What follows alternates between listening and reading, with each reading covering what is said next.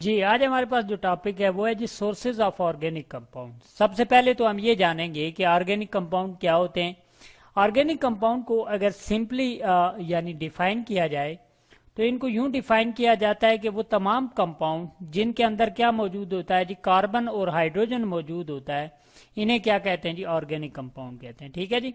यहाँ पे मैं लिख देता हूं कि ऐसे कंपाउंड जिनके अंदर कार्बन भी मौजूद हो और कॉमा डाल के हाइड्रोजन भी लिख दिया है, ये दो जो एलिमेंट्स हैं ये जिन कंपाउंड के अंदर मौजूद होते हैं उन्हें हम क्या कहते हैं जी, ऑर्गेनिक कंपाउंड कहते हैं।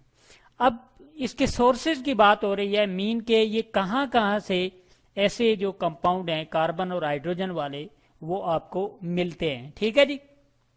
तो इस यहाँ पे स्क्रीन के ऊपर आप देख रहे हैं कि 3 डायग्राम्स हमने शो की हुई हैं। ठीक है जी, 1, 2 एंड 3। ठीक है जी। सबसे पहले हम इसकी क्या करते हैं जी, नंबरिंग करते हैं। ये डायग्राम नंबर 1 है आपके पास, ये डायग्राम नंबर 2 है आपके पास, और ये डायग्राम नंबर 3 है आपके पास। तो अगर मैं कहूं कि डायग्राम नंबर 1 के अंदर क्या है जी, आप देख रहे हैं एनिमल्स हैं। ठीक है जी, ये हाथी आपको नजर आ रहा है, एलिफेंट, शेर आपको नजर आ रहा है। ठीक है जी, जराफा आपको नजर आ रहा है। ठीक है जी। और इसी तरह अगर डायग्राम नंबर 2 की बात करूं तो आपको प्लांट्स नजर आ रहे हैं, डिफरेंट किस्म के ये प्लांट्स आपको नजर आ रहे हैं। कोई फ्लावरिंग प्लांट्स हैं जिनके ऊपर यानी फूल लगे हुए हैं, कोई नॉन फ्लावरिंग प्लांट्स हैं जिनके ऊपर फूल नहीं लगे हुए। ठीक है जी।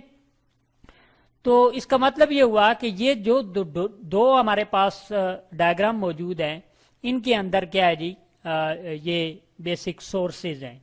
अब सवाल ये पैदा होता है कि ये जो चीजें हमें नजर आ रही हैं, ठीक है जी, और थर्ड वन के हवाले से भी हम बात करेंगे, ये जो माइक्रो ऑर्गेनिज्म हमने लिखा है। अब सवाल ये पैदा होता है कि ये जो एलिफेंट है इसके अंदर कार्बन कहाँ पे है, हाइड्रोजन कहाँ पे है। तो दर हकीकत होता ये है कि जब हम एनिमल का एक कोई हम कहते हैं गोश्त का इसका टुकड़ा ले लेते हैं या कोई बॉडी लेते हैं और उसको हम मालिक्यूलर लेवल के ऊपर स्टडी करते हैं, ठीक है, तो हमें पता चलता है कि ये जो एनिमल हमारे पास मौजूद है इसके अंदर बहुत सारी चीजें मौजूद होती हैं। लेट्स सपोज देखते हैं जी कौन कौन से जो एनिमल्स होते हैं उनके अंदर कौन कौन से कंपाउंड पाए जाते हैं। ठीक है जी, कौन कौन सी चीजें पाई जाती हैं। फैट्स नंबर 1, जिसको चर्बी कहते हैं आप। ठीक है जी। नंबर 2 पे ठीक है जी, प्रोटीन। अब प्रोटीन, ठीक है जी, ये भी कहाँ पे है, एनिमल्स के अंदर पाई जाती है। ठीक है जी।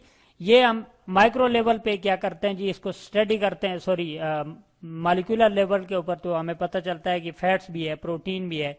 इसके अलावा विटामिन्स, ठीक है जी, ये जो विटामिन आप डिफरेंट किस्म के विटामिन जो होते हैं, एक जैसे कि विटामिन डी कहते हैं कि सूरज की रोशनी से हमें मिलता है। ठीक है जी, ये विटामिन। और इसी तरह से हार्मोन्स, ठीक है जी, जो कि एनिमल्स के अंदर पाए जाते हैं और जिनका फंक्शन क्या होता है जी,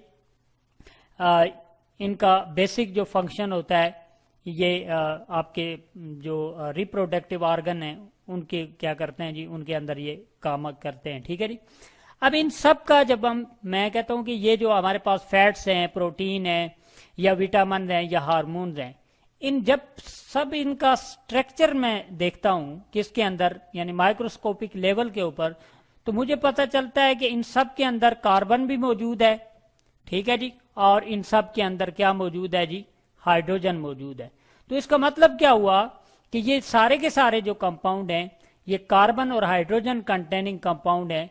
लिहाजा यहां से हम फाइंड आउट कर सकते हैं कि ये जो एनिमल्स हैं ये क्या है जी, सोर्सेज ऑफ ऑर्गेनिक कंपाउंड है। ठीक है जी, एक बात क्लियर होगी। डायग्राम नंबर 2 की तरफ जाते हैं जी। ये हमारे पास डायग्राम नंबर 2 मौजूद है और इसके अंदर जो चीज हमें गिवन है वो प्लांट्स गिवन है। अब डिफरेंट किस्म के प्लांट्स हैं, प्लांट्स के अंदर भी जब हम स्टडी करते हैं इसको यानी माइक्रो लेवल पे जब इसकी स्टडी करते हैं, ठीक है जी, तो हमें इसके डिफरेंट प्रोडक्ट्स नजर आते हैं। मिसाल के तौर पर प्लांट्स के जरिए से हमें क्या मिलती है, शुगर मिलती है, और इसके अलावा हमें क्या मिलता है जनाब, स्टार्च मिलता है। ठीक है जी, STARCH, स्टार्च मिलता है आपके पास। और प्लांट का एक इंपॉर्टेंट किस्म का प्रोडक्ट होता है जिसको आप क्या कहते हो जी, फोटोसिंथेसिस के जरिए से जो प्रोडक्ट तैयार होता है जिसको आप कहते हो ग्लूकोज। ठीक है जी। अब फोटोसिंथेसिस क्या है कि वो प्रोसेस है जिसके जरिए से प्लांट अपनी खुराक क्या करते हैं जी, प्रिपेयर करते हैं। इसके अलावा एक और चीज हमारे पास यहाँ पे मौजूद है और वो यानी सेलुलोज है। ठीक है जी,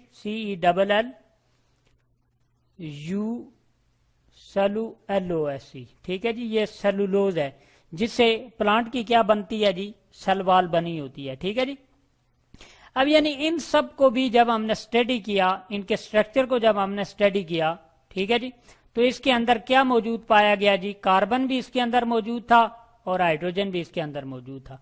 तो इसका मतलब है कि ये भी सारे के सारे क्या हुए जी, कार्बन और हाइड्रोजन कंटेनिंग कंपाउंड्स हैं। ठीक है जी, या मॉलिक्यूल भी इन्हें कहते हैं, या फिर हम क्या कह सकते हैं, सब्सटेंसेज हैं। ठीक है जी।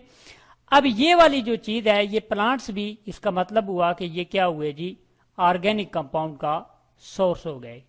ठीक है जी।